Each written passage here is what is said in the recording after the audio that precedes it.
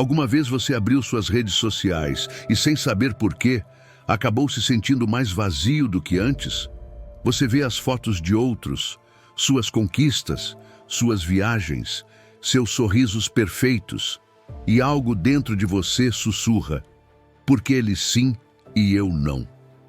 Hoje, Deus quer falar diretamente com você sobre isso. Eu sei que você está cansado, não apenas fisicamente, mas na alma. Você carregou por muito tempo essa sensação de não ser suficiente, de que sempre falta algo para ter valor, de que outros têm a vida resolvida enquanto você continua lutando. E há noites em que você se pergunta se algum dia vai deixar de se comparar. Mas ouça o que o próprio Deus declara sobre você em Isaías 43:4. Porque aos meus olhos você foi de grande estima, foi honrado e eu te amei.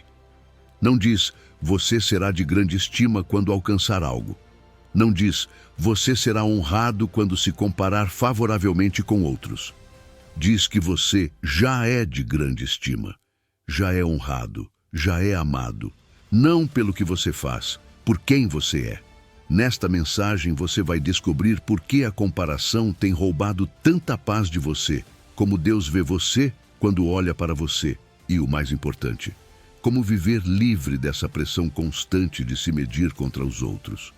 Ao terminar, a sua forma de se ver vai mudar para sempre. Mas antes de começar, quero que você faça algo comigo. Coloque a mão no seu coração e declare nos comentários: sou obra-prima de Deus, deixo de me comparar e abraço meu design único. Esta declaração marca o início da sua liberdade. Agora sim, vamos começar esta jornada juntos. Número 1. A armadilha silenciosa da comparação. Há algo estranho na nossa época. Nunca antes houve tantas janelas para olhar a vida dos outros, tantas formas de medir conquistas, tantas comparações disfarçadas de inspiração. E, no entanto, nunca antes houve tanta insatisfação, tanta ansiedade, tanta sensação de insuficiência. É uma contradição que dói. Mais informação e menos paz. Por quê? Porque fomos presos por uma armadilha tão normalizada que já nem percebemos. Chama-se comparação e funciona como um ladrão silencioso. Não arromba a porta, não faz escândalo, apenas se senta ao seu lado e sussurra que a sua vida deveria ser outra. Talvez você conheça esse peso. Você vê alguém da sua idade que já conseguiu o que você ainda está tentando construir. Vê um amigo prosperando e fica feliz por ele, mas por dentro algo aperta. Você escuta uma história de sucesso e sua mente começa a listar o que falta para você. Então aparece aquela voz que insiste: você está atrasado, você ficou para trás, sua vida deveria parecer com a deles.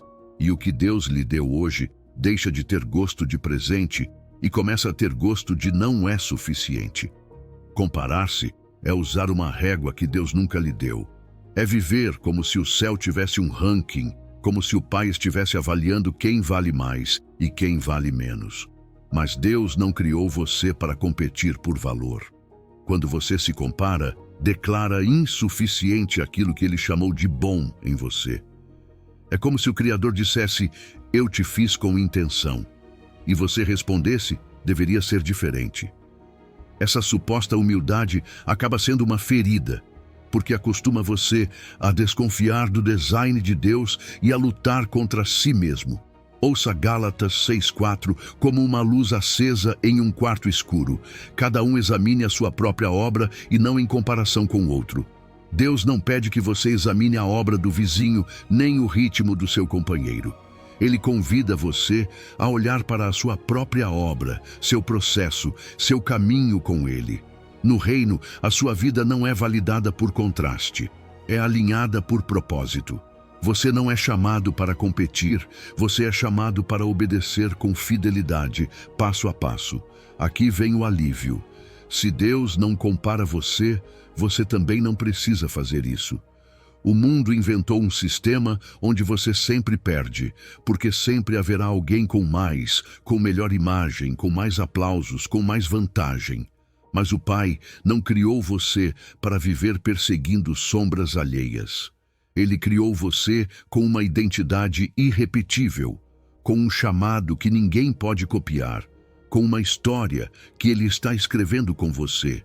E quando você se concentra em cumprir o que é seu, o ruído do que é dos outros perde força. Por isso a palavra adverte com ternura e firmeza. Provérbios 14:30 diz que o coração tranquilo é vida, mas a inveja é podridão dos ossos. A comparação, quando permanece, se transforma em inveja. E a inveja não machuca quem você observa. Corrói você por dentro, rouba seu descanso, rouba sua alegria, rouba sua paz. Torna você cego para suas bênçãos e duro com a sua própria história, como se Deus não tivesse sido bom com você. Imagine que todas as manhãs, em vez de se olhar no seu próprio espelho, você corre para se olhar no espelho da casa de outra pessoa. Esse espelho tem uma luz diferente, outro ângulo, outra história. Ele distorce você. Você sai pensando, sou menos, sou pequeno, estou atrasado. Assim funciona a comparação. Você se olha onde não deve e o reflexo mente para você.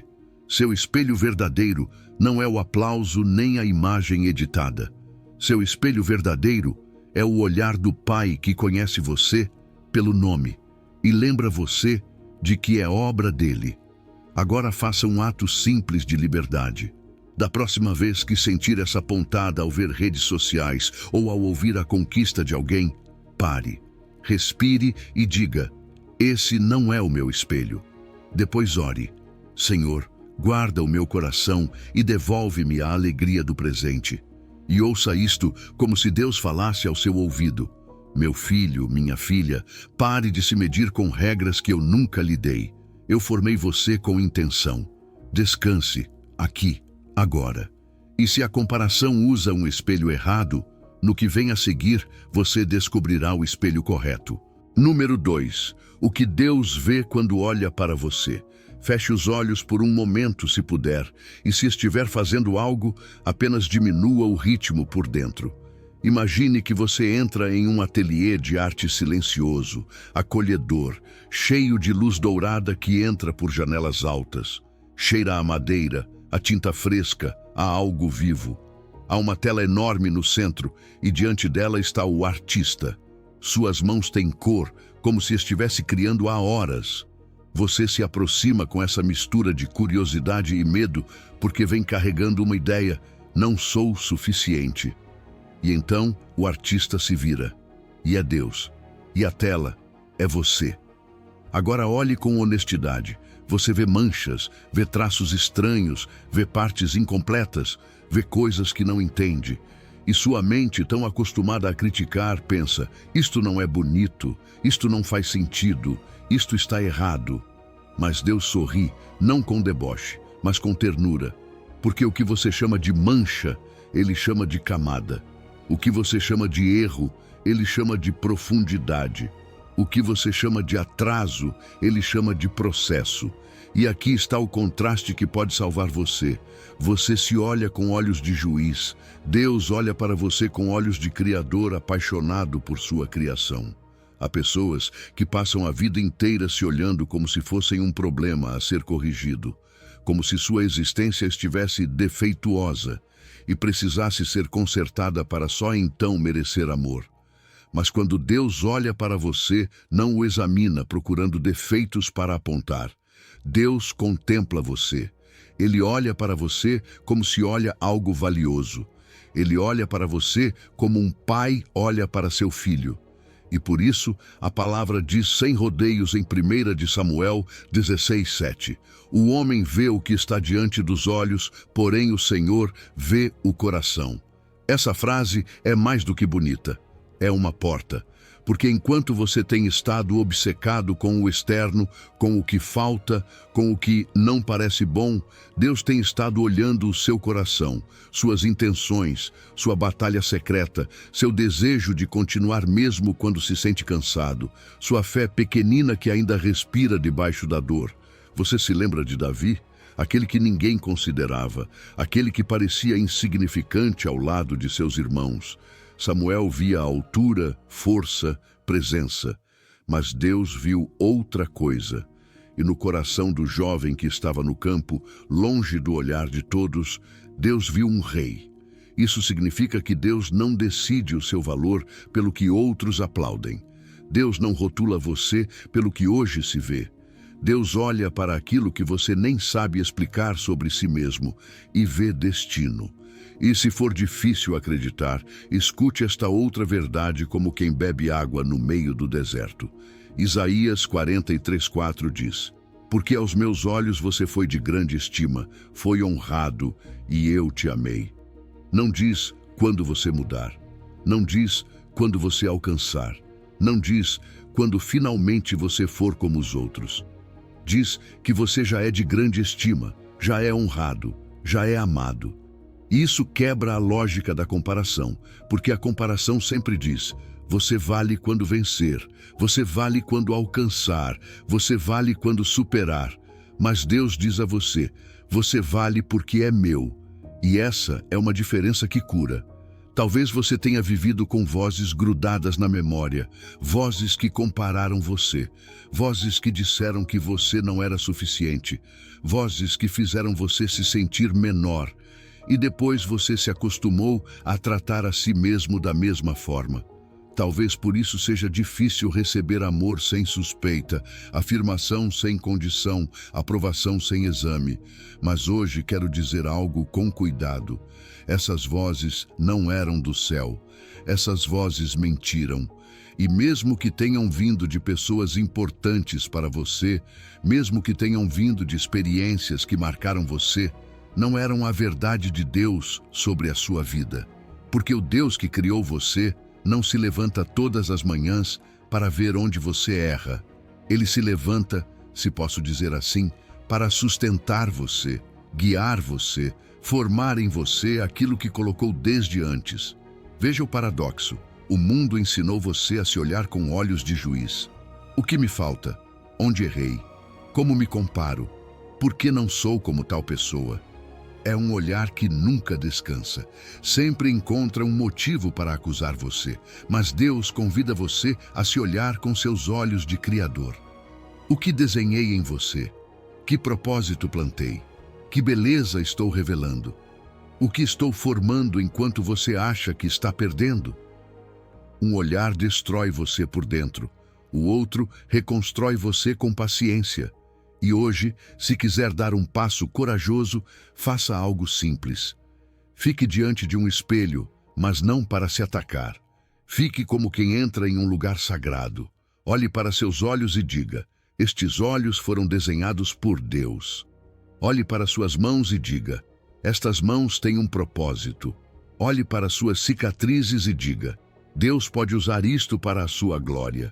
Olhe para sua história e diga: não sou um erro, sou um processo nas mãos do artista. E não declare isso porque se sente perfeito, mas porque a palavra já disse: você é amado. Hoje Deus diz a você: quando olho para você, não vejo o que você vê. Não vejo defeitos, vejo design. Não vejo fracassos, vejo um processo. Não vejo alguém que deveria ser diferente. Vejo alguém que amo exatamente como é. Olhe para si com meus olhos, meu filho, e descanse, porque esta é a frase que quero deixar cravada na sua alma. Deus não vê defeitos, vê design em processo. E se isso já tocou você, então você está pronto para algo ainda mais profundo. A Bíblia usa uma palavra específica para descrever o que você é, uma palavra que pode mudar como você se vê para sempre. Essa palavra é poema. E quando você entender o que significa, a comparação vai começar a perder o seu poder. Número 3. Feitura dele. O significado de ser poema. Há palavras na Bíblia que parecem simples, mas escondem uma joia. E quando essa joia se abre, algo dentro de você se ajusta. Porque você entende que não nasceu para viver se sentindo apenas mais um, nem para carregar a suspeita de que sua existência foi um acidente. Hoje quero levar você a um versículo que, se você deixar entrar, quebra essa mentira pela raiz e devolve paz. Efésios 2:10. A Escritura diz: porque somos feitura dele, criados em Cristo Jesus para boas obras, as quais Deus preparou de antemão para que andássemos nelas. Talvez você já tenha lido, mas olhe com olhos novos. Quando Paulo escreve feitura, não usa uma palavra fria, industrial. No original aparece uma palavra preciosa, poiema, e poiema é a raiz da nossa palavra poema. Deus não chama você de produto, Ele chama você de seu poema, sua obra de arte. Uma fábrica produz milhares de coisas iguais. Se um parafuso sai idêntico a outro, a fábrica comemora. Mas um poeta não escreve assim.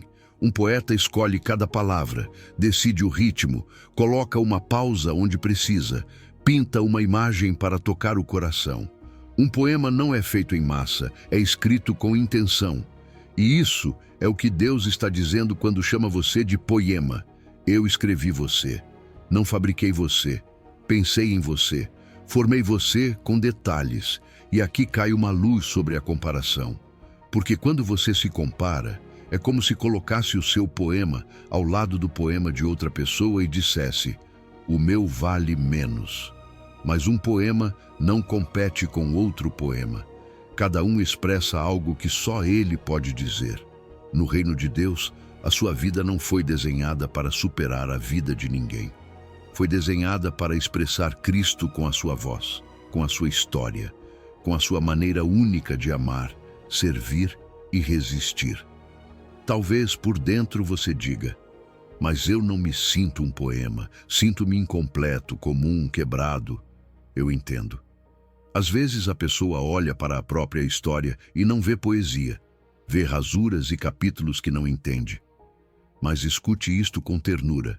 O verso não pode julgar o poeta. Você só vê algumas linhas. Deus vê a obra inteira. O que hoje parece desorganizado para você, nas mãos dele está tomando forma. Isaías 64:8 confirma: agora, pois, Senhor, tu és nosso Pai. Nós somos o barro, e tu és o nosso oleiro, e todos nós somos obra das tuas mãos.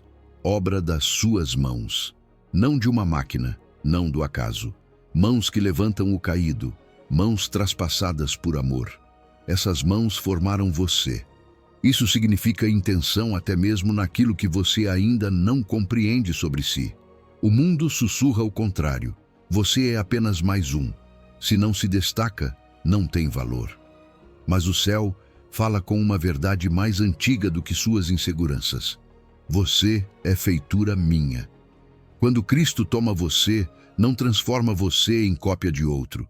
Ele devolve você ao seu design, limpa você da pressão de aparentar e ensina você a caminhar sem olhar para o lado para medir o seu valor. Imagine um poema escrito à mão. Você sente a textura do papel, vê a tinta, percebe que há intenção em cada traço. Não é um arquivo duplicado 1000 vezes, é um original. Agora receba isto como um abraço. Você é o original de Deus. E na sua vida há uma assinatura, uma marca criativa que jamais será repetida. Por isso a comparação é tão cruel. Ela pede que você renuncie à sua originalidade para perseguir uma cópia. Hoje, faça algo simples e poderoso. Da próxima vez que a voz da comparação disser você não é suficiente, responda com a verdade: sou poema. Diga isso no seu coração. Escreva, repita até que a sua alma acredite. E não diga com arrogância, mas com descanso, porque você não está exaltando a si mesmo. Está honrando o artista que criou você. Hoje Deus diz a você: meu filho, minha filha, eu escrevi você com amor. Cada detalhe seu teve propósito. Você não é acidente nem erro. Você é meu poema em Cristo. Não precisa se parecer com ninguém para ser amado. Descanse, caminhe e deixe que minha mão termine o que começou em você. Número 4. Antes de nascer, você já era conhecido. Há uma ferida que quase ninguém confessa em voz alta, mas que muitos carregam por dentro. Sentir que ninguém conhece você de verdade, nem mesmo você. Há dias em que você se olha e não entende por que é como é, por que reage assim, por que sente tanto, por que tudo parece tão difícil. E no meio dessa confusão surge a pergunta silenciosa: Será que eu realmente pertenço? Será que eu realmente deveria estar aqui? Às vezes essa pergunta se disfarça de comparação. Você olha a vida dos outros e pensa que eles sim se encaixam, que eles sim sabem quem são, que eles sim nasceram com direção. E você, ao contrário, sente-se como um acidente, como uma coincidência biológica, como alguém que simplesmente aconteceu. Se alguma vez você pensou assim, você não está sozinho. Muitos caminharam com essa sensação de ser um erro do destino, especialmente quando a história do seu nascimento foi difícil, quando ouviram frases como "não esperávamos você", "você chegou em um momento ruim", "você foi um peso", ou quando cresceram sem se sentir vistos. E mesmo que hoje você seja adulto, essas palavras ficam como ecos e acabam se transformando em uma lente com a qual você se olha. Mas hoje, quero que caminhemos juntos pela palavra, como se estivéssemos naquele caminho de Emaús, onde alguém caminhava confuso. E Jesus se aproximou para caminhar ao lado, até que a verdade começou a aquecer o coração deles. Aqui está o paradoxo que pode despertar algo dentro de você. Embora você ainda esteja se descobrindo pouco a pouco, há alguém que conhece você completamente. Ele não conheceu você depois que você nasceu. Não conheceu você quando você já era alguém. Ele conhecia você antes do seu primeiro respiro, antes da sua primeira lágrima, antes de sua mãe saber que você existia. E isso não é poesia humana. Isso é revelação divina. Você se descobre com o tempo. Deus conhecia você antes do tempo. Escute Jeremias 1:5, como quem ouve seu nome sendo pronunciado no céu. Antes que eu te formasse no ventre, eu te conheci, e antes que você nascesse, eu te santifiquei. Pare aí. Antes que eu te formasse, eu te conheci. Não diz, depois de formar você, eu te conheci. Diz antes. Isso significa que antes de existir um corpo, já havia uma pessoa no coração de Deus. Antes de você existir fisicamente, você já existia no conhecimento amoroso do Criador. E aqui se quebra uma mentira antiga. Você não é um acidente esperando validação. Você é uma decisão divina que já tinha nome na eternidade. E como se Deus quisesse que não restasse nenhuma dúvida, o Salmo 139:16 diz de uma forma que deixa você sem palavras: os teus olhos viram o meu embrião, e no teu livro estavam escritos todos os dias que foram determinados para mim, quando nenhum deles ainda existia. Há um livro, e nesse livro Deus escreveu dias. Ele não improvisou a sua história. Não foi construindo a sua vida ao longo do caminho como quem apaga incêndios. A Escritura diz que o seu autor já via o panorama completo e ainda assim decidiu que você existisse. Isso não cancela as suas decisões, mas estabelece algo mais profundo. A sua vida não nasceu do caos, nasceu do propósito.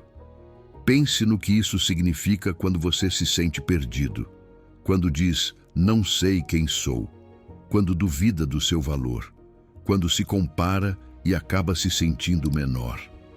A comparação faz você acreditar que a sua existência é um acidente e que o seu valor depende de provar algo.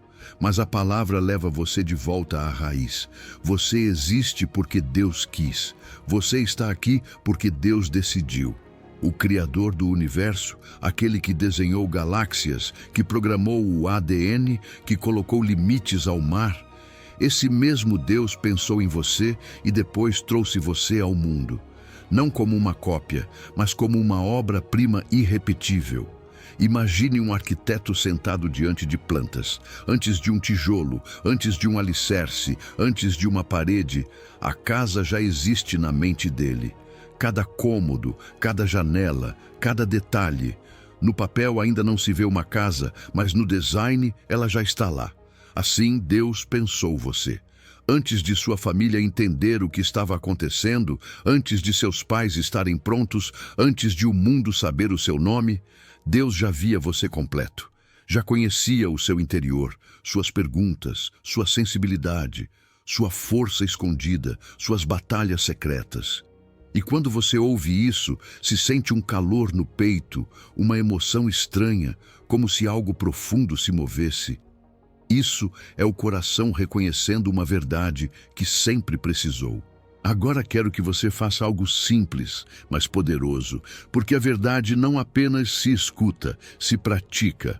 Quando voltar a se sentir fora do lugar, quando aquela voz disser, ninguém conhece você, ninguém entende você, nem você sabe quem é, diga isto com firmeza, não sou um acidente, fui conhecido antes de nascer, fui amado antes do tempo, e se a comparação vier dizer, olhe para os outros, você não é suficiente, responda com Jeremias 1:5.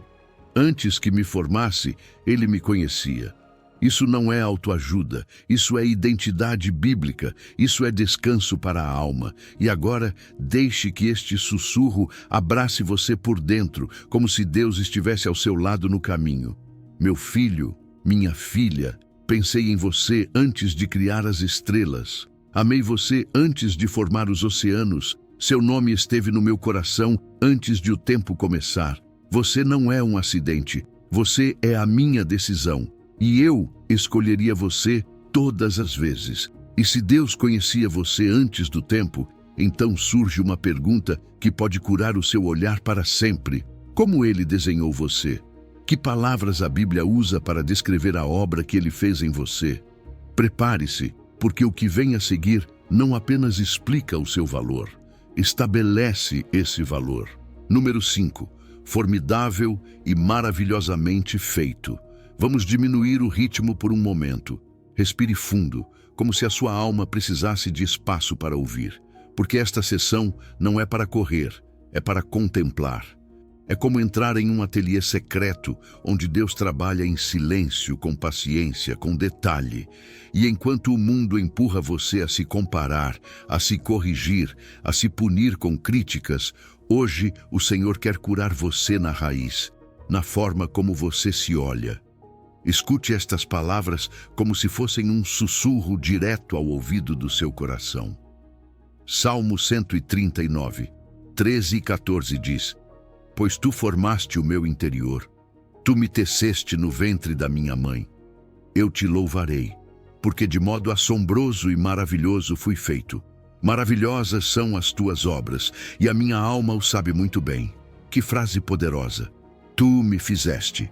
Não diz, fiz a mim mesmo. Não diz, aconteci por acaso.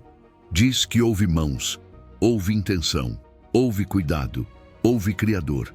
E há uma palavra que muitas vezes lemos rápido, sem entender o seu peso. Formidável. No sentido bíblico, formidável é algo que causa assombro, algo que inspira reverência, algo que deixa você sem palavras. Davi está dizendo que quando olha como foi feito, quando contempla a própria existência, não sente desprezo, sente maravilhamento. Não porque se ache perfeito, mas porque reconhece o designer por trás do design.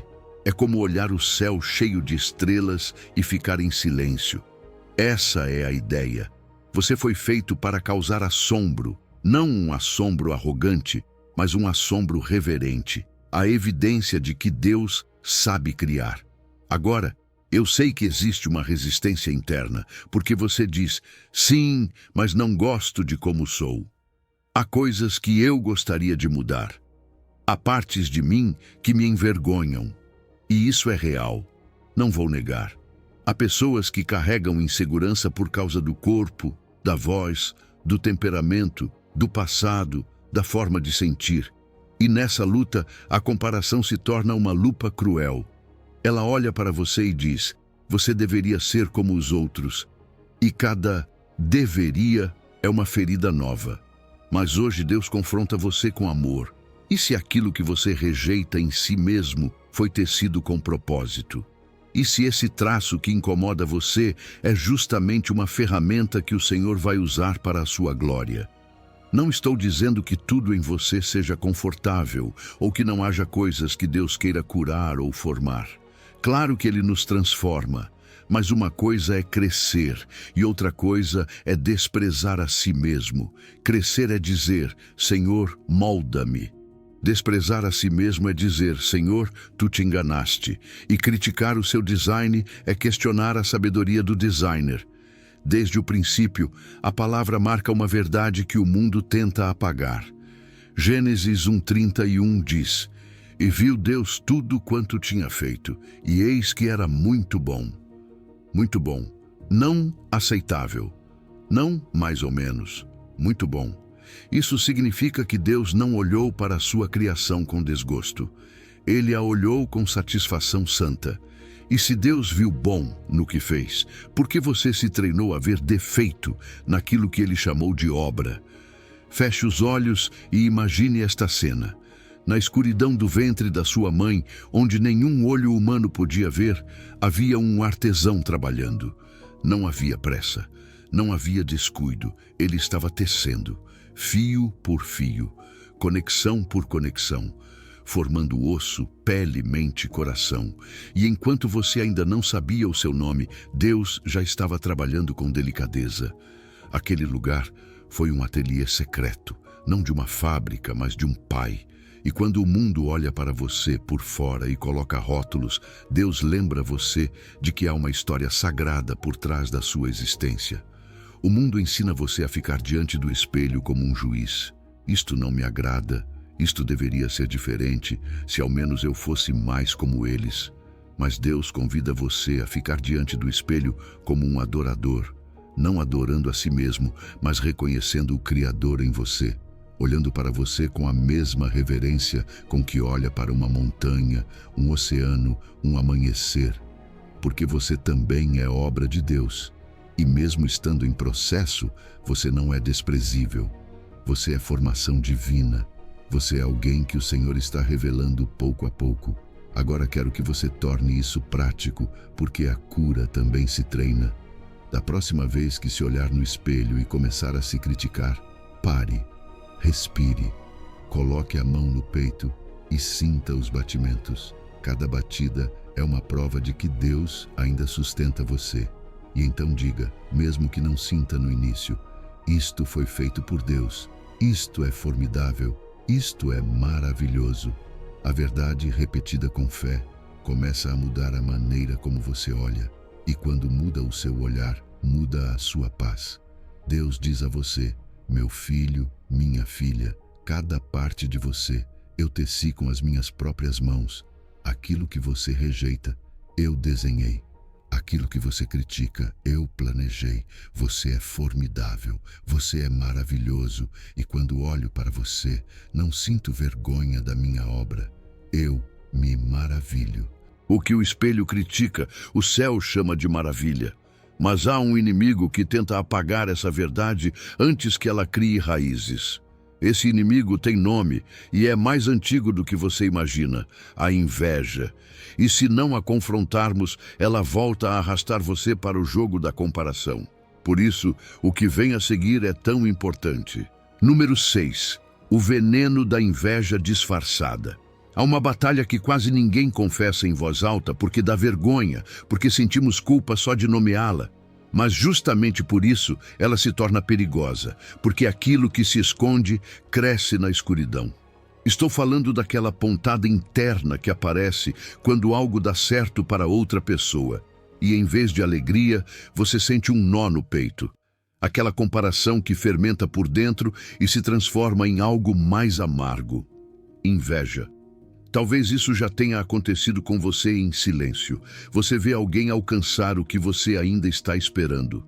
Escuta que alguém comprou algo novo, recebeu uma oportunidade, encontrou um par, avançou e a sua mente faz aquela conta rápida. E eu? Porque ele sim e eu não. E depois você se sente pior por sentir isso. Como se o seu próprio coração se acusasse. Sou ruim por pensar assim. Mas olhe para mim por um momento. Você não está aqui para receber condenação. Você está aqui para receber luz, porque Deus não expõe você para envergonhar. Ele revela para curar. A inveja é comparação fermentada. E o seu veneno não se apresenta como veneno. Ele se disfarça de só quero melhorar, só estou me exigindo, só gostaria de ter o mesmo. Mas na sua raiz mais escura, a inveja não deseja apenas ter o que o outro tem, deseja que o outro não tenha. E é isso que a torna tão corrosiva. É como um ácido guardado no peito. Você acha que ele vai ferir alguém, mas o ácido nunca sai do recipiente. Ele queima você, amarga você, rouba a sua paz. A Bíblia diz isso sem rodeios, com uma precisão que atravessa a alma. Tiago 3,16 declara: pois onde há inveja e sentimento faccioso, aí há confusão e toda espécie de coisas ruins. Percebe? Não diz há um pequeno desconforto, diz confusão, desordem, ruído interno. A inveja não é apenas uma emoção incômoda, é uma porta aberta para um caos silencioso. Por isso, depois de se comparar, você não fica apenas triste, fica cansado, confuso, irritado, apagado. Não é coincidência, é fruto. E aqui vem a verdade que confronta, mas também liberta. Quando você inveja a bênção do outro, sem perceber, você está questionando a bondade do doador. É como se o seu coração dissesse: Deus, a porção que o Senhor tem para mim não é suficiente. O que o Senhor deu a ele é melhor. Para mim sobrou menos. Dói dizer isso, mas é necessário enxergar, porque a raiz da inveja não é o objeto, é a desconfiança. É olhar para Deus como se ele fosse limitado, como se o seu amor tivesse fronteiras, como se o seu propósito para você fosse uma versão barata do propósito para os outros.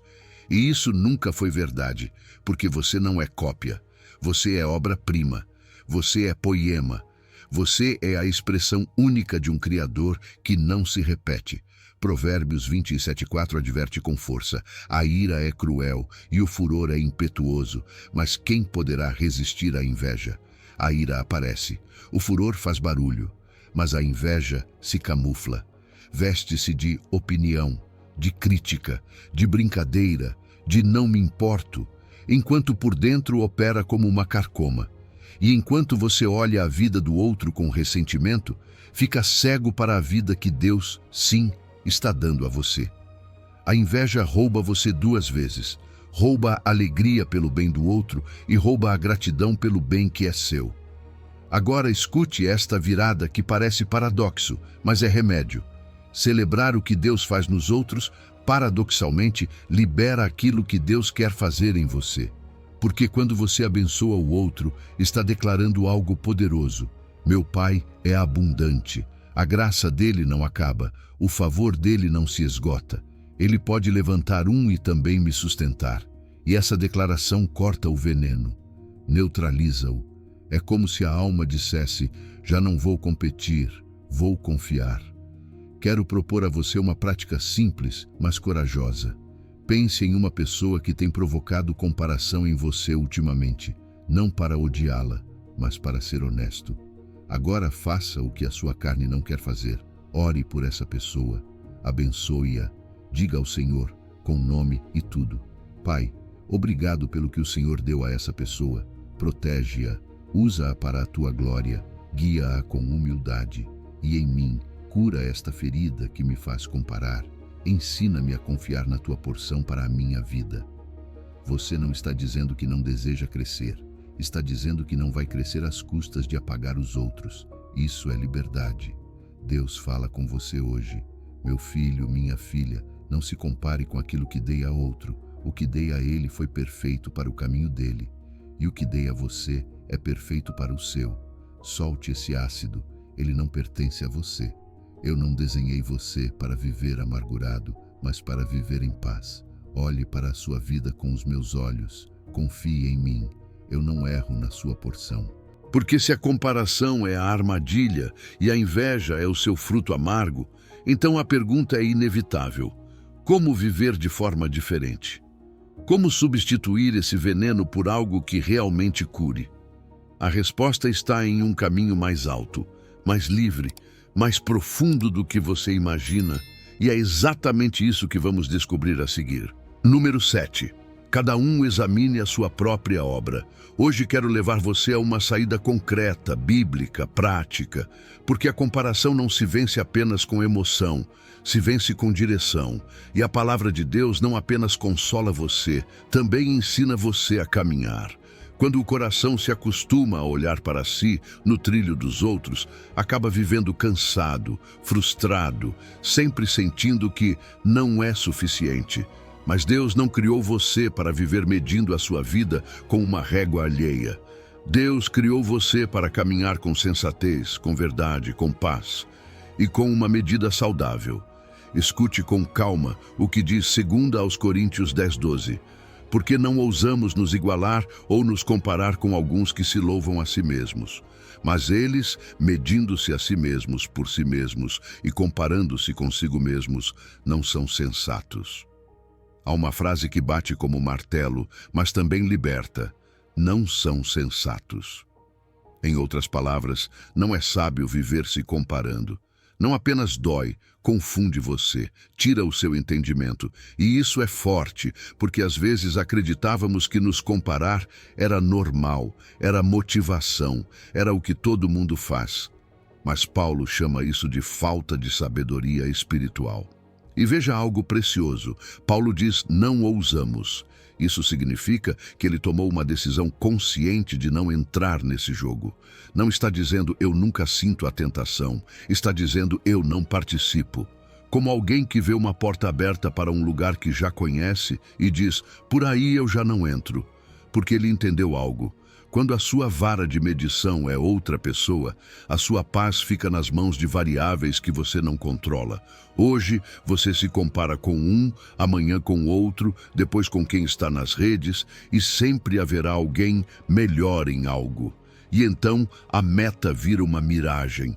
Você corre, corre e nunca chega. Agora, escute o antídoto que aparece em Romanos 12:3. Digo, pois, pela graça que me foi dada, que ninguém tenha de si mesmo um conceito mais elevado do que deve ter, mas que pense de si com moderação, conforme a medida da fé que Deus repartiu a cada um. Há uma palavra-chave aí, moderação. Deus não chama você para se desprezar, nem para se inflar. Ele chama você para se ver com verdade, com a medida que Ele repartiu a você. Não uma medida universal, não um padrão idêntico para todos, não o molde da moda, a sua medida, a sua missão, o seu processo, a sua história. A comparação é correr olhando para o trilho alheio e tropeçar no seu.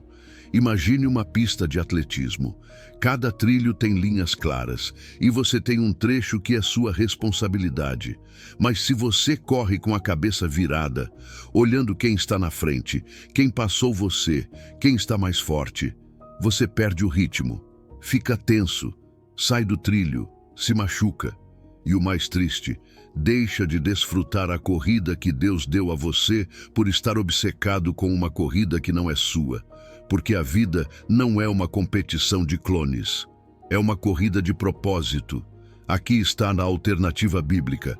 Cada um examine a sua própria obra. Isso é saúde. Isso é maturidade. Isso é liberdade. Deus não vai pedir contas a você pelo chamado de outra pessoa. Deus não vai perguntar por que você não foi como aquela pessoa. Deus vai perguntar se você foi fiel com o que Ele confiou a você. Se você guardou o seu coração, se honrou os seus dons, se cresceu onde foi plantado, se avançou, ainda que passo a passo. Porque o reino de Deus não é medido por comparação, é medido por fidelidade.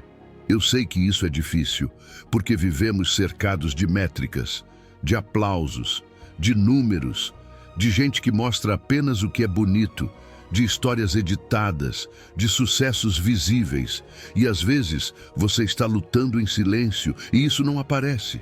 Às vezes você está sendo curado por dentro e isso não é publicado. Às vezes você está se reconstruindo e isso não dá curtidas.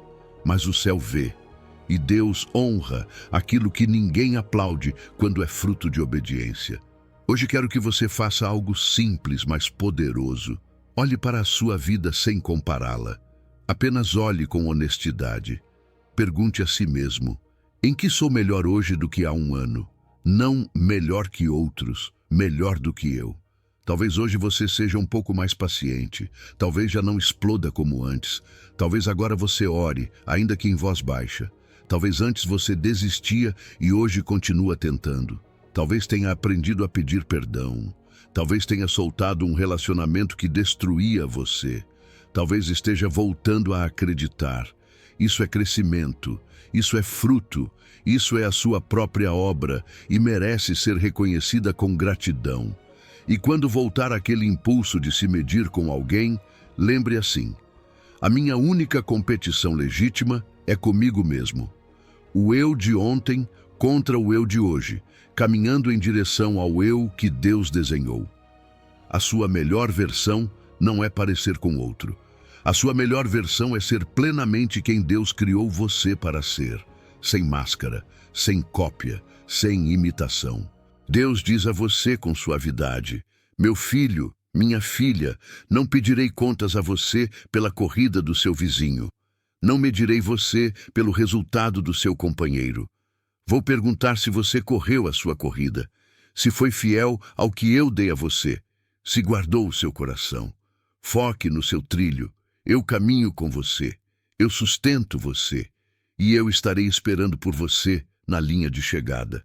A sua única corrida é com você mesmo. Ontem contra hoje. E agora entenda algo mais. Nestes tempos, há um amplificador de comparação que antes não existia com tanta força e está na palma da sua mão. Precisamos falar sem medo sobre o elefante na sala: as redes sociais. Número 8. A mentira das redes sociais. Há uma batalha silenciosa que muitas pessoas estão travando todos os dias sem dizer em voz alta. Você a abre como quem abre uma porta só um pouquinho, como quem diz: só vou dar uma olhada. E de repente, sem perceber, sai mais pesado, mais triste, mais inseguro. Você entra com o coração normal e sai com o coração se comparando. E é isso que as redes fazem quando a alma está cansada. Transformam a sua paz em uma competição. Mostram vitrines perfeitas até que a sua própria vida pareça insuficiente. Talvez isso já tenha acontecido com você. Você abre um aplicativo e vê férias que parecem de filme, casais que parecem impecáveis, famílias que nunca discutem, corpos que parecem impossíveis, negócios que explodiram da noite para o dia, uma casa com a luz perfeita, a comida perfeita, o dia perfeito. E você olha para a sua realidade, a sua casa real, o seu trabalho real, as suas lutas reais, as suas dívidas, os seus pensamentos, a sua família com feridas, os seus dias cinzentos, e algo dentro de você afunda. Você começa a falar mal de si mesmo. Pergunta por que você não. Pergunta o que está faltando em você e fecha o aplicativo com uma pressão que não tinha antes. Mas escute-me com amor. Você não está louco, não é fraco, não é menos espiritual por sentir isso. Você está sendo exposto a um sistema projetado para capturar a sua atenção através dos seus desejos. E quando a atenção é capturada, a comparação é ativada. E quando a comparação é ativada, a identidade se confunde. Porque você começa a medir o seu valor com imagens, não com a palavra. Começa a olhar para si com filtros alheios, não com os olhos do Pai. Aqui está a verdade que você precisa ouvir com calma. Você está comparando coisas que não são comparáveis. Você conhece a sua vida completa.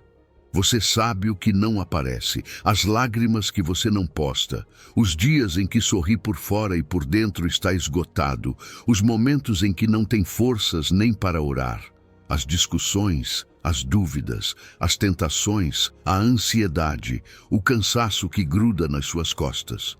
Você vive a sua história inteira, mas dos outros você vê apenas o que eles decidem mostrar.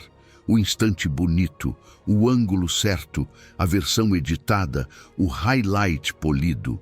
Você está comparando os bastidores da sua vida com a vitrine dos outros. E essa comparação nunca foi justa. A Escritura chama isso pelo nome. 1 de João 2,16 diz: porque tudo o que há no mundo, a concupiscência da carne, a concupiscência dos olhos e a soberba da vida, não procede do Pai, mas procede do mundo. Essa soberba da vida é a exibição, a ostentação, a necessidade de parecer, o impulso de mostrar uma vida melhor do que a que se vive. E quando você se alimenta disso sem discernimento, a sua alma começa a buscar a aprovação humana como se fosse pão. E o pão da aprovação nunca satisfaz. Apenas faz você depender mais. E Eclesiastes 4:4 confirma com uma honestidade que dói, mas cura. Também vi que todo trabalho e toda excelência nas obras despertam a inveja do homem contra o seu próximo. Também isto é vaidade e aflição de espírito. Veja como é preciso, aflição de espírito. Isso é o que você sente depois de se comparar. Uma aflição interna, um ruído na alma, um cansaço estranho, como se tivesse corrido uma corrida que ninguém pediu para você correr. As redes não inventaram a comparação, mas a multiplicaram, colocaram no seu bolso, tornaram disponível a qualquer hora, até quando você está vulnerável.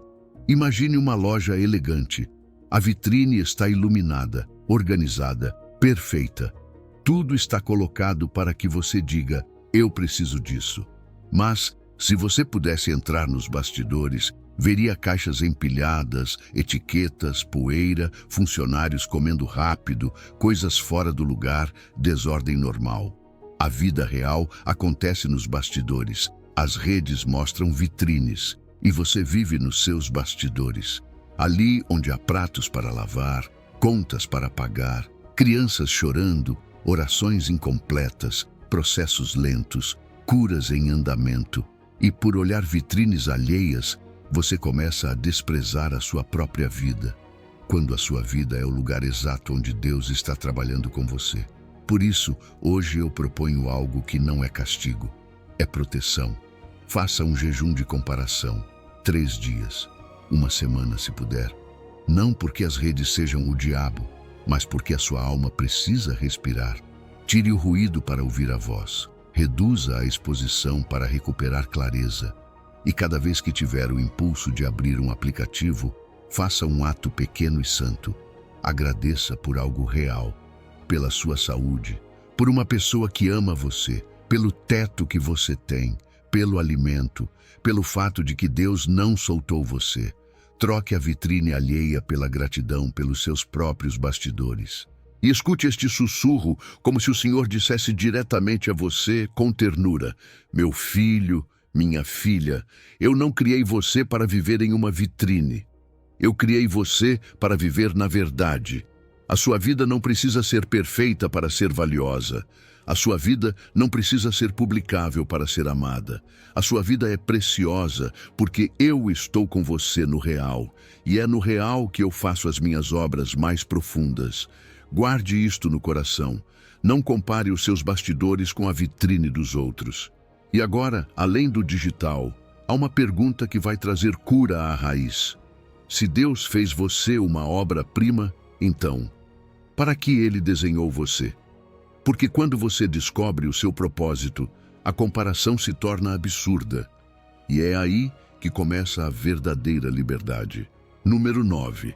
O seu propósito não é o de ninguém mais. Há uma ferida que a comparação deixa na alma, e quase sempre ela é sentida assim: eu não tenho um propósito claro, mas outros têm. E quando essa ideia se instala, não apenas rouba a sua paz, rouba a sua direção. Porque você começa a olhar para a sua vida como se fosse uma sala vazia, enquanto olha para a vida dos outros como se fosse um palco iluminado.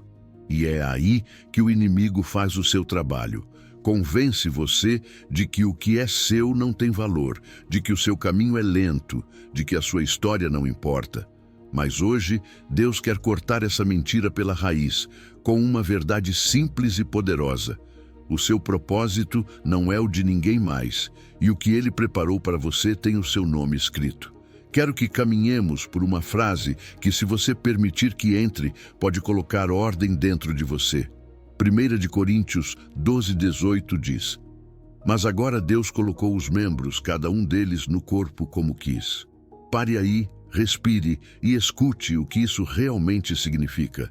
Deus colocou como Ele quis, não como a cultura quis, não como as redes ditaram, não como as suas comparações empurraram você. Ele colocou você, e quando Deus coloca, Ele não improvisa. Quando Deus posiciona, Ele não erra. Quando Deus decide, Ele faz com intenção eterna. Veja assim, como algo que você pode entender com o coração. Em um corpo, cada parte tem uma função que ninguém mais pode substituir. O olho não compete com a mão. A mão não fica deprimida porque não é pé. O coração não inveja o pulmão. Cada um cumpre a sua tarefa. E o milagre acontece quando cada parte aceita o seu lugar com humildade e fidelidade. Agora, aplique isso a você. No corpo de Cristo, na sua família, na sua comunidade, na sua estação atual, há uma função que somente você pode realizar da forma como Deus pensou. Há um espaço no plano dele que tem a forma exata da sua vida, da sua história, dos seus dons, da sua sensibilidade, dos seus processos, até das suas feridas curadas. E quando você tenta copiar o propósito de outra pessoa, você não apenas se frustra, abandona o que Deus preparou para você. Romanos 12:6 diz com clareza: De maneira que, tendo diferentes dons, segundo a graça que nos é dada, diferentes dons, não iguais, diferentes. E essa diferença não é um erro, é um projeto. Você não está atrasado por não se parecer com alguém. Você não está falhando por não ter o mesmo chamado. Às vezes, a comparação faz você desprezar o que Deus deu a você, porque não brilha como o que foi dado a outra pessoa. Mas o céu não mede como os homens medem. Deus não criou você para imitar vitrines alheias, mas para caminhar em obediência no seu próprio caminho. Talvez você diga: tudo bem, mas eu não sei qual é o meu propósito. E eu quero dizer isso a você com paz. Você não é o único. Muitos sentem essa confusão. E muitas vezes a confusão não vem porque Deus não fala, mas porque você tem olhado tanto para o lado que quase não olha mais para cima. Porque quando você está ocupado se comparando, o seu ouvido espiritual se enche de ruído. A sua bússola fica desorientada, o seu coração se divide. Mas a boa notícia é esta: o seu propósito não está escondido como um tesouro cruel que Deus gosta de ocultar de você. O seu propósito costuma estar semeado dentro de você como uma semente que o Espírito Santo rega com o tempo. Pense nisso como um grande quebra-cabeça. A imagem final é o plano de Deus. Cada peça tem uma forma única. Você é uma peça. Suas bordas, suas curvas, suas cores. Tudo isso foi pensado para encaixar em um lugar específico. Se você tenta entrar no lugar de outra peça, você não encaixa, se força, se quebra e ainda deixa o seu lugar vazio. Há um espaço que somente a sua peça pode preencher, e isso deveria estremecer você de esperança, não de pressão, porque significa que você não precisa ser mais ninguém. Você precisa ser fiel a quem Deus chamou você para ser. Agora deixe-me fazer perguntas que abrem portas dentro de você. Se você deixasse de perseguir o que impressiona as pessoas, o que realmente comove você?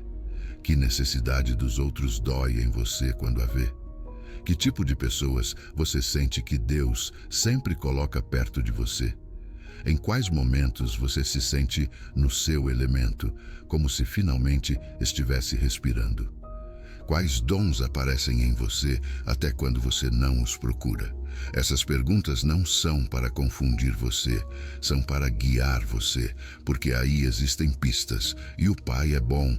Ele costuma revelar o propósito em partes, como pão diário, para que você dependa dele e não de um plano perfeito na sua cabeça. Escute este sussurro de graça, porque não é para o mais espiritual, é para você, exatamente como está. Hoje, Deus diz a você que preparou obras específicas para você antes de você nascer. Não obras genéricas, não tarefas copiadas, não destinos reciclados. obras com o seu nome, caminhos onde a sua história faz sentido, lugares onde as suas lágrimas se tornam testemunho, pessoas que somente você pode amar de uma forma que as cure. Pare de perseguir o lugar dos outros. O seu lugar está esperando por você, e o Deus que colocou você, como Ele quis, não vai abandonar você no meio do caminho. Há um espaço no plano de Deus que somente você pode preencher. E quando você começa a caminhar em direção a esse espaço, a comparação se torna pequena, porque finalmente a alma entende algo. Você não foi criado para competir. Você foi criado para cumprir. E isso sim traz paz. Número 10. Comparar-se é idolatria encoberta. Vou dizer algo que pode soar forte, mas digo com ternura e com verdade, porque eu também precisei aprender isso. A comparação não é apenas um mau hábito, não é apenas uma emoção incômoda que vai embora com o tempo. Na sua raiz, a comparação se torna uma idolatria encoberta, uma maneira sutil de tirar Deus do centro e colocar outra pessoa como medida do seu valor. E eu sei que dói ouvir isso, mas também sei que essa verdade, quando entra, não esmaga, liberta. Porque veja o que acontece por dentro quando você se compara. Você vê alguém melhor, alguém que parece ter tudo mais resolvido, mais bonito, mais rápido, mais fácil. E sem perceber, algo na sua alma começa a dizer: se eu tivesse a vida dessa pessoa, então eu estaria bem. Se eu fosse como essa pessoa, então eu valeria mais. E essa frase é perigosa, não porque você seja mau, mas porque você está entregando a sua paz a um padrão humano. Você está deixando que a vida de outra pessoa se torne o termômetro da sua identidade. E quando isso acontece, o coração se cansa, se amarga, fica inquieto. Porque nenhum ser humano foi criado para carregar o peso de ser o seu Deus. Imagine o salão secreto do seu coração. No centro existe um trono. Esse trono não é decoração, é autoridade. Quem se senta ali define como você se enxerga, quanto você vale, se você é suficiente, se pode descansar. Esse trono foi criado para um único rei, o Senhor. Mas cada vez que você se compara, você pega alguém, um vizinho, um familiar, um influenciador, um colega, e o coloca nesse trono. Você entrega a essa pessoa um poder que ela nem sabe que tem. O poder de fazer você se sentir menor. O poder de ditar a sua paz. O poder de dizer: você ainda não é. E enquanto uma pessoa está sentada ali, a voz de Deus fica ao fundo, como se fosse secundária. Por isso o primeiro mandamento não é uma ameaça, é uma proteção do amor. Êxodo 23 diz: não terás outros deuses diante de mim. E outros deuses não são apenas estátuas. Um Deus estranho é qualquer coisa a qual você dá a autoridade de definir a sua identidade acima de Deus. Quando o seu valor sobe ou desce conforme o que outra pessoa conquista, quando a sua alegria depende de você se sentir à altura, então essa pessoa se tornou uma medida sagrada para você. E somente Deus merece esse lugar. Somente Deus pode sustentar esse peso sem destruir você. Colossenses 3:5 explica ainda mais claramente quando diz que existem desejos que parecem normais, mas se tornam idolatria, desejos maus e avareza, que é idolatria. A avareza não é apenas querer um pouco mais, é esse desejo desordenado de ter o que o outro tem, de viver a vida do outro, de ocupar o lugar do outro. E a comparação alimenta exatamente isso. Faz você cobiçar uma porção alheia e desprezar a porção que Deus deu a você. Não para condenar você, mas para despertar você. Porque quando você nomeia isso, pode trazer à luz. E aquilo que é trazido à luz começa a perder poder. Aqui está a verdade que estabiliza a sua vida. O único padrão legítimo é Cristo, não o ser humano que está ao seu lado. Hebreus 12:2 nos convida a viver com os olhos fixos em Jesus. Não diz com os olhos fixos no sucesso alheio. Não diz com os olhos fixos na vida perfeita. Diz Jesus. porque comparar-se com seres humanos é abraçar um padrão móvel, instável, mutável. Hoje você se compara com um, amanhã com outro e nunca chega. Mas quando Cristo é o seu foco, há fundamento, há direção, há paz. E a partir dessa paz, você pode crescer sem se desprezar. E quando Deus volta ao trono, algo precioso acontece. Você começa a honrar a vida que Deus deu a você. Começa a vê-la como um presente e não como um castigo. Começa a lembrar do que o Pai já disse sobre você. Que você não é cópia, que você não é acidente, que você não é rascunho. Efésios 2:10 diz que somos feitura dele, criados em Cristo Jesus para boas obras preparadas de antemão. Isso significa que a sua vida carrega intenção. E se carrega intenção, não precisa de comparação para ter valor. Você é a obra-prima dele, não porque seja perfeito, mas porque foi projetado por um Deus perfeito. Hoje quero convidar você para uma oração corajosa, simples, real. Senhor, perdoa-me por ter colocado outras pessoas no teu lugar. Perdoa-me por fazer da vida alheia o meu padrão. Hoje eu te devolvo o trono. Somente tu defines o meu valor. Somente tu dizes quem eu sou. E cada vez que a comparação bater a porta, responda com uma frase que resgate você. Não vou colocar no trono quem não pode me salvar. Depois mude o olhar. Abençoe quem você invejou, agradeça pela sua porção e volte ao Pai. Isso é liberdade. Hoje Deus diz a você: filho meu, filha minha, não me substitua por um padrão humano. Eu não chamei você para viver medindo a sua alma com regras alheias. Volte para mim. Eu sou suficiente para sustentar você. Eu sou quem projetou você. Eu sou quem ama você, e do meu trono eu declaro você valioso, amado e plenamente meu. Não se compare. Lembre-se, você é a minha obra-prima.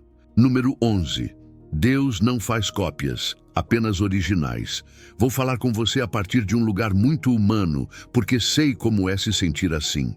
Houve temporadas em que eu olhava ao redor e pensava: de verdade, o que eu tenho? O que eu acrescento? Por que outros parecem brilhar e eu me sinto comum, ordinário, como apenas mais um no meio da multidão? E o pior não era a falta de resultados. O pior era aquela sensação silenciosa de ser substituível, como se o mundo pudesse continuar sem perceber. Talvez você também já tenha tido esse pensamento, essa pontada, quando se compara e sente que a sua vida não tem nada de especial. E se for assim, quero que você saiba algo. Você não está sozinho e você não está quebrado por sentir isso. Você está sendo humano em um mundo que ensina você a medir o seu valor com regras que Deus nunca escreveu. E aqui vem a ironia que nos une a todos. Enquanto você pensa que não há nada de especial em você, provavelmente existe alguém olhando para a sua vida por uma fresta e pensando: quem dera eu tivesse a paz dele. Quem dera eu tivesse a maneira dele falar. Quem dera eu tivesse a fé dele. Quem dera eu tivesse a família dele, a disciplina dele, a coragem dele, o talento dele. Assim funciona a comparação. Ela nos torna cegos para o nosso próprio tesouro e nos transforma em especialistas em admirar os tesouros dos outros. Ela nos faz acreditar que o que é dos outros é ouro e o nosso é pó, quando na verdade o nosso também está cheio de marcas de Deus. Só que estamos perto demais para enxergar. Hoje quero que você guarde esta verdade como se fosse uma semente no peito. Deus não faz cópias, apenas originais. O Deus infinito não precisa se repetir.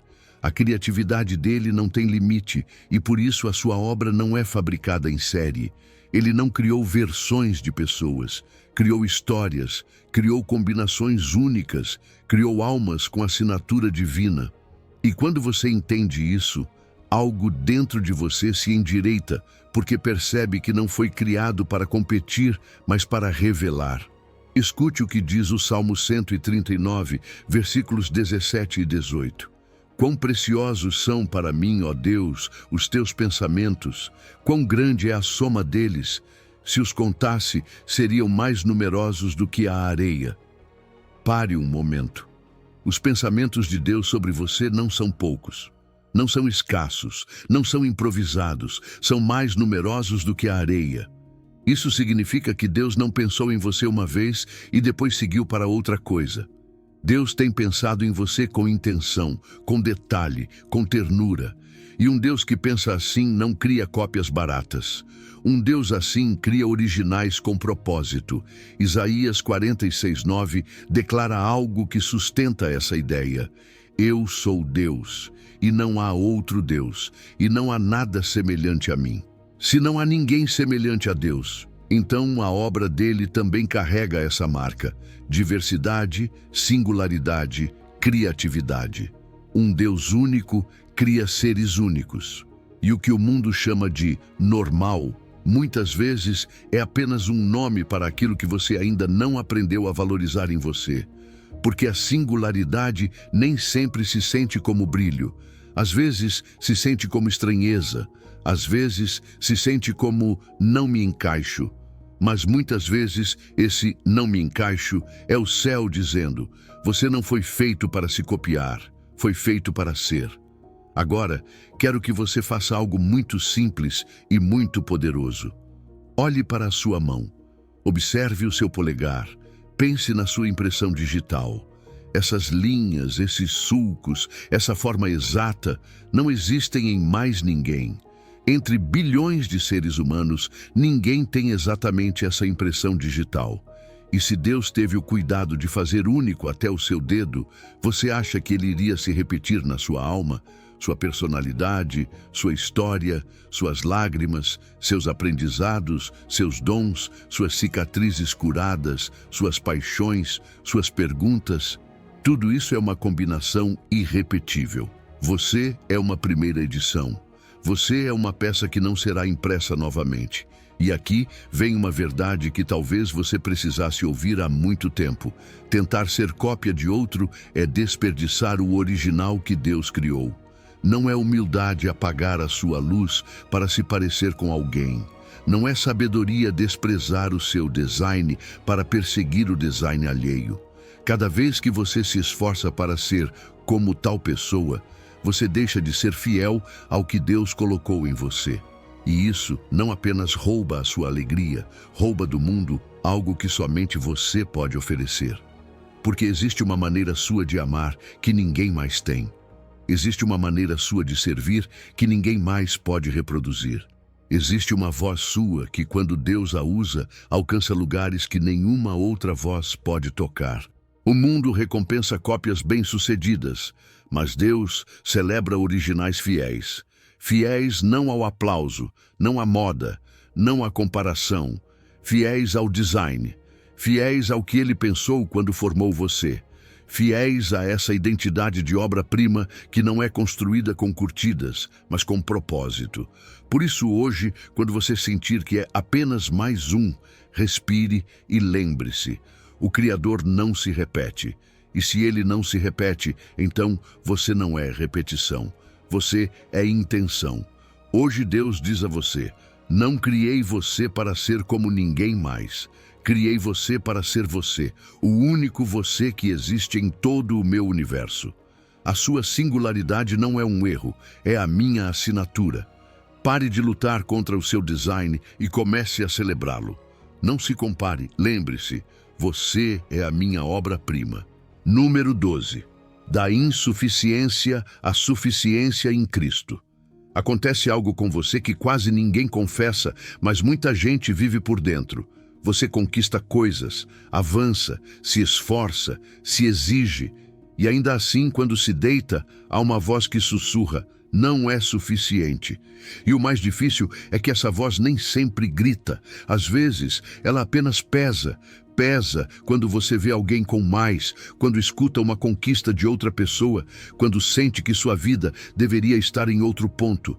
E então, sem perceber, você volta a correr. Volta a tentar ganhar um valor que, na verdade, não se ganha. Escute esta promessa como se Deus a assinasse hoje, com o seu nome. Não que sejamos capazes, por nós mesmos, de pensar alguma coisa como se viesse de nós, mas a nossa capacidade vem de Deus. Isso está em 2 Coríntios 3:5. Veja o que diz e o que não diz. Não diz que a sua capacidade vem da sua comparação. Não diz que a sua suficiência vem de superar os outros. Diz que vem de Deus, ou seja, o seu sou suficiente não é fabricado com ansiedade, nem produzido com aplausos, nem confirmado com aprovação humana. É recebido como um presente que desce do céu e repousa no seu coração. A comparação coloca você em uma corrida sem linha de chegada e por isso esgota você. Hoje você alcança algo e amanhã já não vale, porque apareceu alguém melhor na sua tela, na sua família, no seu ambiente, na sua mente. É um padrão móvel, uma régua que se move como areia. E você não foi criado para correr sobre a areia, você foi criado para ficar sobre a rocha. Quando você se compara, o valor se torna um concurso. Quando você está em Cristo, o valor se torna uma aliança. E alianças não dependem do seu desempenho, dependem da fidelidade daquele que promete. Em Cristo, o seu valor já foi estabelecido na cruz. Você não está competindo por amor, não está competindo por pertencimento, não está competindo por identidade. Jesus não disse a você, quando você provar, eu aceito você. Jesus disse, está consumado. E quando algo está consumado, não se paga duas vezes, não se acrescenta, não se melhora. O seu coração precisa ouvir isso até acreditar. Suficiente não é uma conquista que você alcança, é uma identidade que você recebe. Por isso, Filipenses 4,13 não é uma frase para ostentar, é uma declaração para descansar. Tudo posso naquele que me fortalece. Não diz, tudo posso quando for melhor que os outros. Diz, naquele que. A fonte não é a sua superioridade. A fonte é a força dele. E quando Cristo é a sua fonte, as regras da alma mudam. Você já não se levanta para provar que vale, você se levanta porque vale. Você já não trabalha para conquistar um lugar, trabalha a partir do lugar que já foi dado a você. Você é obra-prima de Deus, não um projeto inacabado que as pessoas precisam aprovar. Imagine um copo em sua mão, e durante toda a sua vida você tem ido de poço em poço para enchê-lo. O poço do sucesso dá algumas gotas. O poço do reconhecimento dá um gole. O poço do hoje me comparei e saí ganhando dá uma sensação rápida, mas logo evapora. E você corre outra vez porque o copo volta a parecer vazio. Mas aqui está a verdade que liberta você. Em Cristo, o copo já foi cheio até a borda. Você estava correndo com um copo cheio, só não sabia, porque estava olhando vitrines alheias em vez de olhar o que Deus já tinha colocado em suas mãos. Se você passou anos correndo essa corrida, eu não venho para condenar você. Venho falar como pastor com firmeza e ternura. Essa corrida está roubando a sua paz. E Deus não criou você para viver sem paz. Não porque a vida seja fácil, mas porque a sua alma tem um lugar seguro. Esse lugar não é ser o melhor. Esse lugar é estar em Cristo. E quando você está em Cristo, o Pai não olha para você como concorrência. Olha para você como filho, como filha, como alguém por quem ele já pagou o preço completo. Faça uma resposta simples, mas corajosa. Diga em voz alta, nem que seja em um sussurro. Em Cristo já sou suficiente. Não preciso provar nada. Não preciso superar ninguém. Meu valor já foi estabelecido na cruz. Escreva isso. Coloque onde você possa ver ao acordar, porque a mentira da insuficiência vai bater à sua porta outra vez, e você precisa ter a verdade pronta para responder com autoridade espiritual. E agora escute esta voz como um abraço direto do céu. Filho meu, filha minha, pare de correr. Você já chegou. Eu não meço você pela vida dos outros. Eu não comparo você. Eu chamei você. Eu escolhi você. Eu sustento você. Em meu filho, você já é completo. Já é aceito. Já é amado. Descanse no que já está feito. Guarde esta frase gravada. Suficiente não é algo que você conquista. É algo que você recebe. E se você quiser manter viva essa verdade todos os dias, há um antídoto que apaga a comparação antes que ela cresça: a gratidão. Porque quando você agradece pelo que Deus já colocou em você, a necessidade de provar algo começa a morrer. Número 13. O antídoto. Gratidão por quem você é. Há batalhas que não se vencem com uma ideia nova, mas com um hábito novo. E a comparação, embora pareça um monstro grande, muitas vezes se alimenta de coisas pequenas. Um olhar rápido, uma frase que você ouve, uma foto que você vê, um comentário que fica ecoando na sua mente. De repente, você está medindo sua vida com a régua de outra pessoa. E sem perceber, sua paz se apaga. Por isso hoje não trago algo complicado. Trago um interruptor. Algo simples, mas poderoso. Algo que, quando você acende, apaga a comparação quase imediatamente. Chama-se gratidão. O paradoxo é este. O mundo busca soluções complicadas para um coração cansado. Mas Deus costuma trazer caminhos simples que sustentam uma liberdade profunda.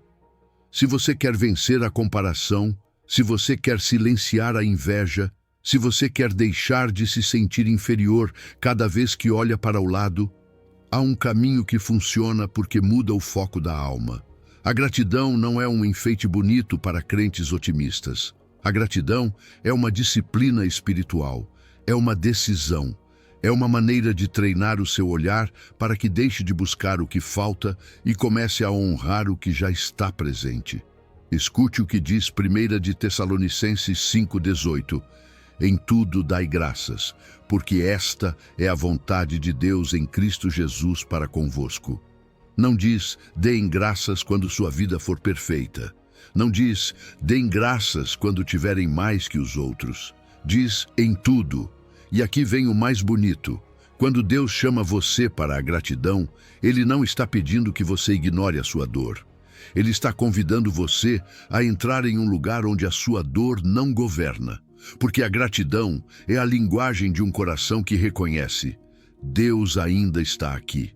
E o que Ele faz em mim é maior do que aquilo que eu comparo do lado de fora. E o Salmo 104 mostra algo que talvez você nunca tenha pensado assim. Entrai por suas portas com ações de graças e em seus átrios com louvor. A gratidão é porta. A reclamação não abre portas. A comparação não abre portas. A inveja não abre portas. Podem soar fortes, podem parecer reais, mas não aproximam você da presença de Deus. Prendem você em si mesmo. A ação de graças, por outro lado, tira você do espelho alheio e coloca você diante do Criador. E quando você entra por essa porta, sua alma começa a respirar diferente. Agora deixe-me dizer de forma simples, como um treinador espiritual. Você não pode estar agradecido e invejoso ao mesmo tempo. São estados opostos. É como se o seu interior tivesse duas luzes e apenas uma pudesse estar acesa de cada vez. Quando você acende a gratidão, a inveja perde energia. Quando você ativa a ação de graças, a comparação fica sem combustível. E isso não é autoajuda, é sabedoria de Deus. O seu foco define a sua experiência, o seu olhar alimenta a sua emoção, a sua atenção fortalece a sua identidade. Sei o que você está pensando, porque é humano. Mas é difícil agradecer quando vejo que outros têm o que eu não tenho. E sim, é difícil. E Deus não chama você para fingir. A gratidão não nega o que falta, celebra o que está presente. Você pode reconhecer que existe uma área que deseja ver crescer e, ao mesmo tempo, agradecer pelo que já está florescendo. Pode dizer, Senhor, isso dói. E também dizer, Senhor, obrigado por aquilo. A gratidão não é maquiar a alma, é sustentar a alma enquanto Deus trabalha. Imagine que a sua vida é uma paisagem. Há montanhas e há vales, há áreas verdes e há áreas secas. Agora imagine que você tem dois pares de óculos.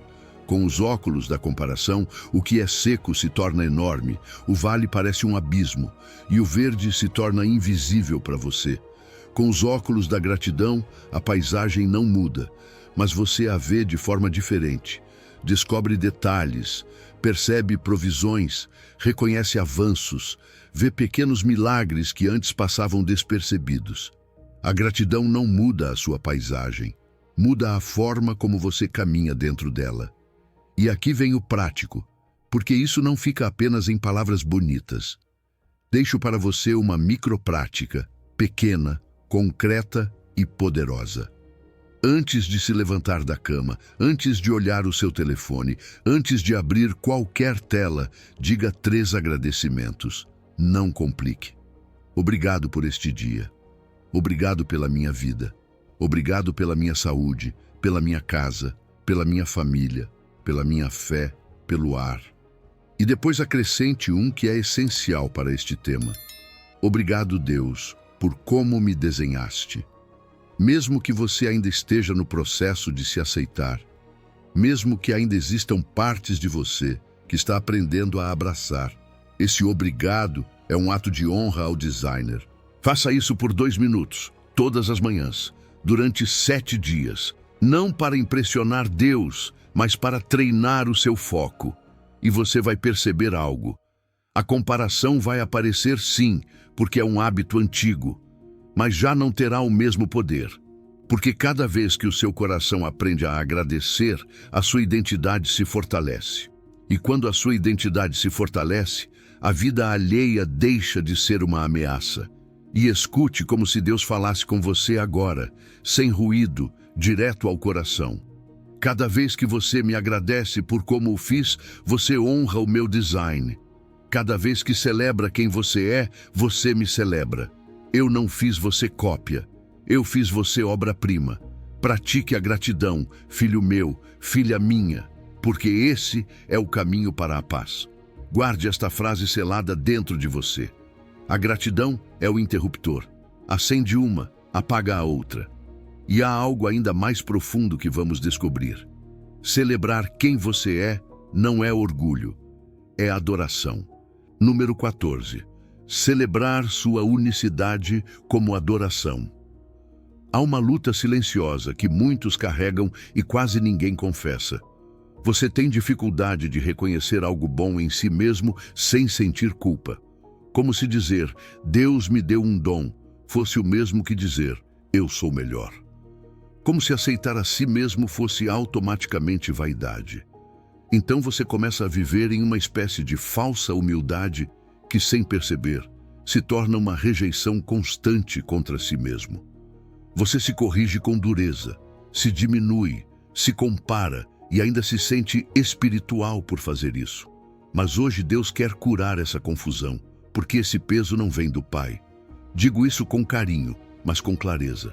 Desprezar a si mesmo não é humildade.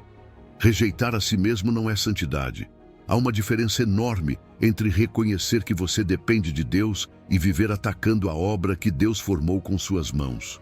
Porque quando você diz, não gosto de mim, não sirvo, não sou suficiente, deveria ser outra pessoa. Muitas vezes não percebe que essa frase também está dizendo, Deus errou comigo. E Deus não erra. A verdadeira humildade não é negar a si mesmo, é se render. Não é se insultar, é reconhecer. Eu não me fiz, Ele me fez, e o que Ele faz tem propósito. Veja como a Escritura expressa isso em Romanos 12:1.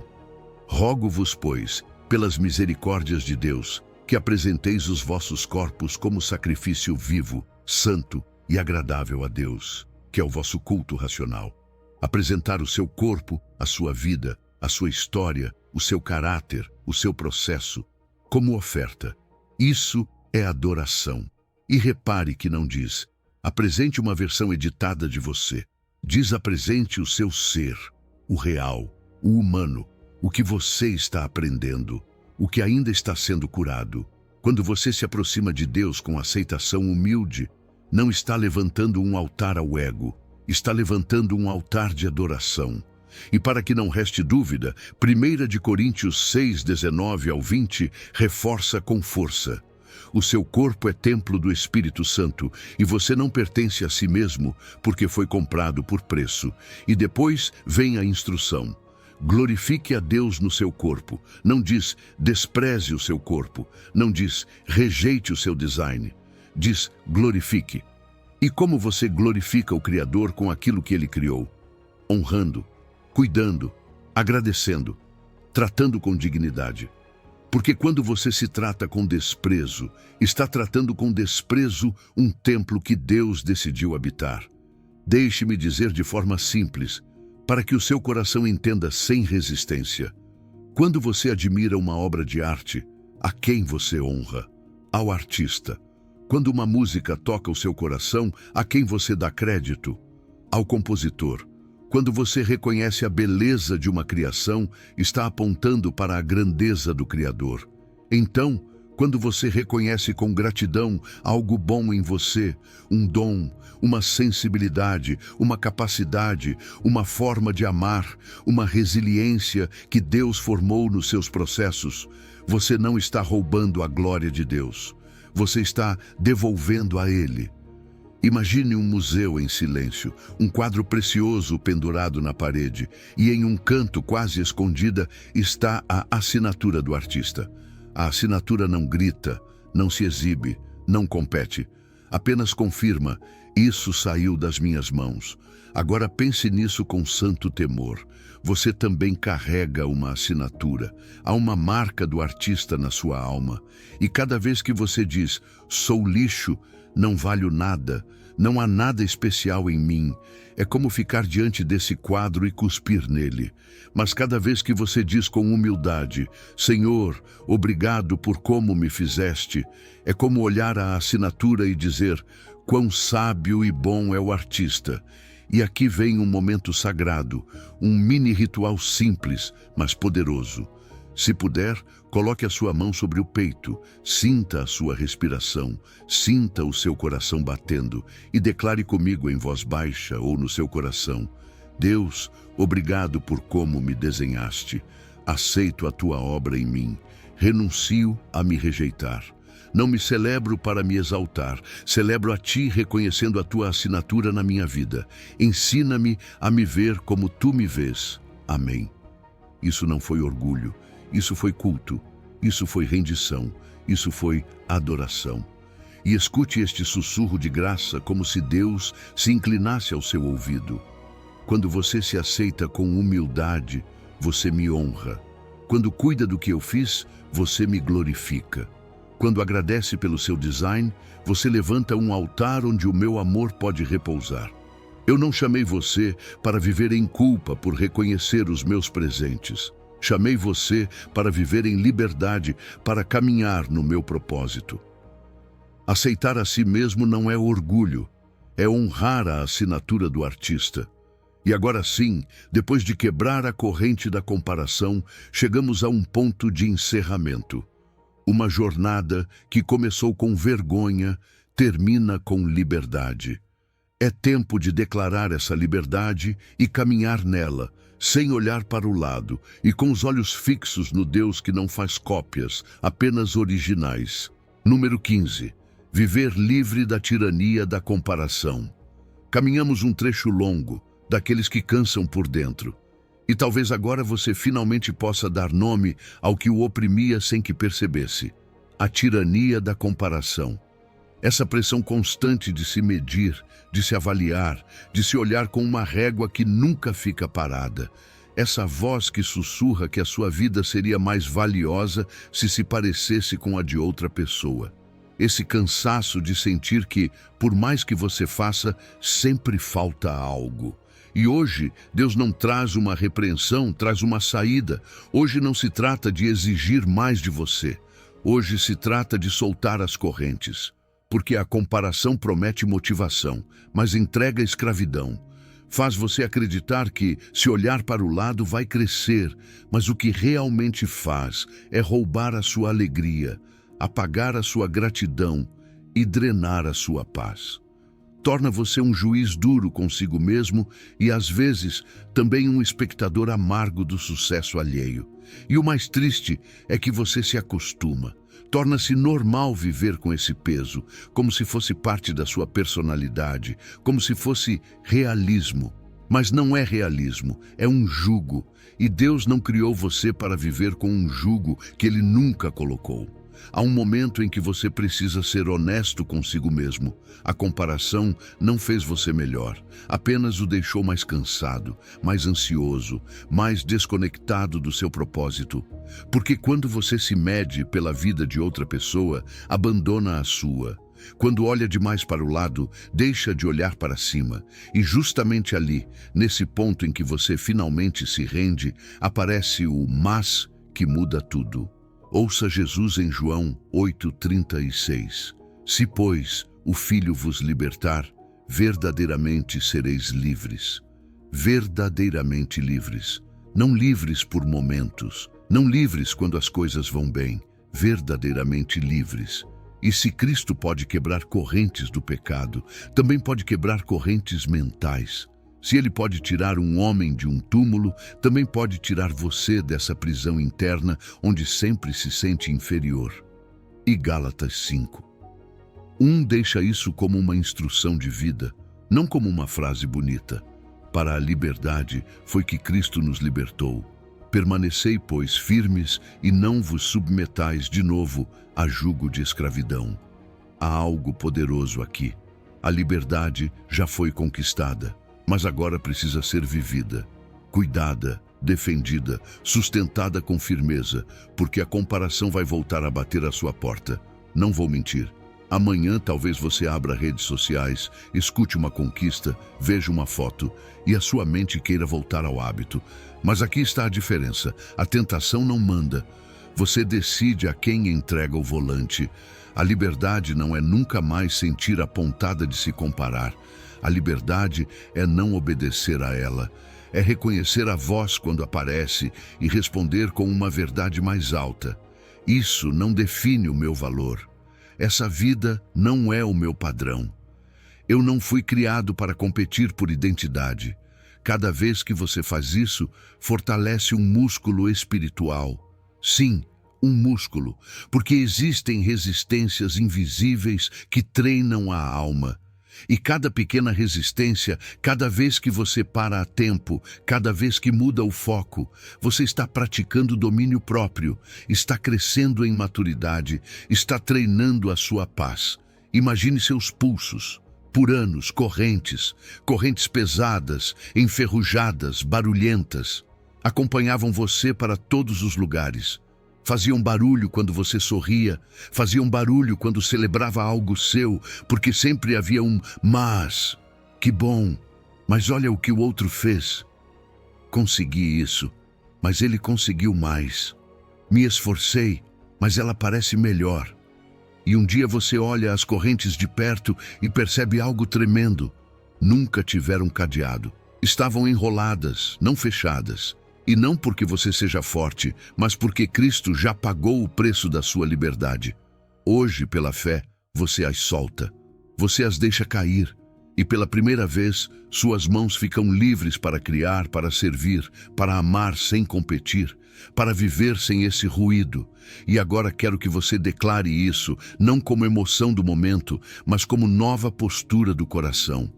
Diga com convicção: hoje declaro a minha liberdade. Já não me comparo, já não meço o meu valor pelos outros. Sou obra-prima de Deus, sou o seu poema, o seu design intencional. Fui formado com propósito. A minha suficiência está em Cristo. Não preciso provar nada, não preciso me parecer com ninguém. As correntes caíram. Sou livre, e quando a voz voltar, eu responderei com a voz do Pai. As correntes nunca tiveram cadeado, hoje eu as solto. E escute este sussurro como se o próprio Deus lhe dissesse devagar, com ternura e autoridade: caminhe livre, filho meu. Não olhe para trás, não olhe para o lado para medir a sua vida. Olhe para mim. Eu sou o seu padrão, a sua fonte, a sua identidade. Você é a minha obra-prima, e o que eu começo em você, eu termino. Essa jornada chega ao seu destino, mas o seu caminho está apenas começando. Porque a liberdade não é um evento, é uma forma de viver. E a partir de hoje, cada manhã, quando você acordar, antes que o mundo o meça, lembre-se: sou obra-prima de Deus. E isso me basta. Percorremos um caminho importante juntos. E antes de nos despedirmos, quero que você grave 3 verdades no mais profundo do seu coração.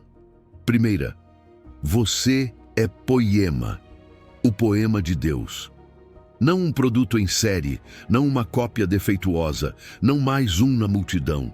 Você é a expressão artística única do Criador do universo. Segunda, a sua suficiência está em Cristo, não em superar os outros. A corrida da comparação não tem linha de chegada, mas em Cristo você já chegou, você já é suficiente. Terceira, as correntes da comparação nunca tiveram cadeado. Hoje você as soltou, e cada dia que você escolhe não pegá-las novamente, você caminha mais livre. Esta noite, antes de dormir, quero que você coloque a mão sobre o seu coração e diga: obrigado, Deus, por como me desenhaste.